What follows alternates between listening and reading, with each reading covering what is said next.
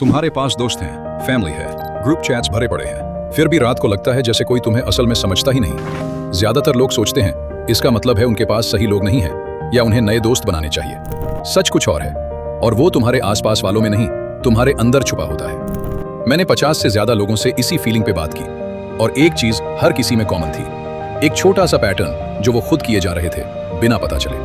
Video के and तक मैं तुम्हें एग्जैक्ट वही पैटर्न दिखाऊंगा, और हो सकता है वो तुम्हारे बारे में भी उतना ही सच हो जितना उनके बारे में था। लेकिन उस पैटर्न तक पहुंचने से पहले 3 चीजें हैं जो उन 50 से ज्यादा कन्वर्सेशंस में बार बार दिखी, और अगर तुमने इनमें से एक भी स्किप किया तो फाइनल पैटर्न समझ ही नहीं आएगा, क्योंकि तीनों मिलकर उसको बनाते हैं। तो चलो पहली चीज से शुरू करते हैं। पहली चीज, सरफेस लेवल कॉन्वर्सेशंस। ज्यादातर लोग जब दोस्तों या फैमिली से बात करते हैं वही सेफ टॉपिक्स रिपीट करते हैं। काम कैसा चल रहा है, वीकेंड का प्लान क्या है, कोई वेब सीरीज देखी क्या। ये सब बातें नॉर्मल है, लेकिन प्रॉब्लम तब होती है जब यही सब बातें हैं, जब कभी कोई असली फीलिंग, कोई डर, कोई कंफ्यूजन शेयर नहीं होती। एक इंसान सराउंडेड हो सकता है 10 लोगों से, और फिर भी हर कॉन्वर्सेशन उतनी ही शैलो हो सकती है जितनी एक स्ट्रेंजर से होती है।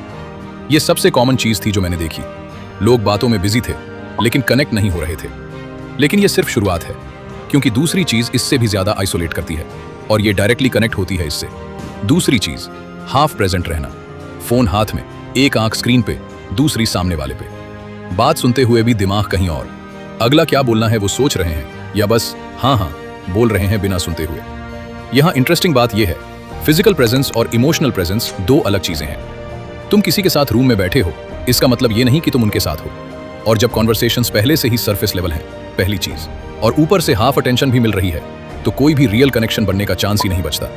क्योंकि कनेक्शन बनने के लिए दोनों चीजें चाहिए, कुछ रियल शेयर होना और पूरी तरह सुना जाना। यही वो जगह है जहां तीसरी चीज शुरू होती है, जो शायद सबसे ज्यादा साइलेंट लोनलीनेस क्रिएट करती है, और इसमें वही पैटर्न छुपा है जो मैंने 50 लोगों में देखा। तीसरी चीज, हमेशा मैं ठीक हूं बोलना। यह सुनने में नॉर्मल लगता है, लेकिन यही सबसे ज्यादा डैमेज करती है। सोचो कितनी बार किसी ने पूछा कैसा है सब, और तुमने बोला सब बढ़िया, जबकि अंदर से तुम स्ट्रेस्ड थे, कंफ्यूज्ड थे, या बस ठग गए थे। हर बार जब तुम अपनी असली फीलिंग को मैं ठीक हूं के पीछे छुपाते हो, तुम एक इनविजिबल दीवार खड़ी कर रहे हो, और वो दीवार सिर्फ तुम्हें उनसे दूर नहीं करती, बल्कि उन्हें भी एक अनकॉन्शियस सिग्नल देती है, इसके पास शेयर करने लायक कुछ नहीं है। और लोग वही करते हैं जो उन्हें सिग्नल मिलता है। वो भी अपनी सरफेस लेवल बातें ही शेयर करते हैं वापस, क्योंकि तुमने उन्हें पहले वही दिखाया। यही वो पैटर्न था जो मैंने 50 से ज्यादा लोगों में बार बार देखा।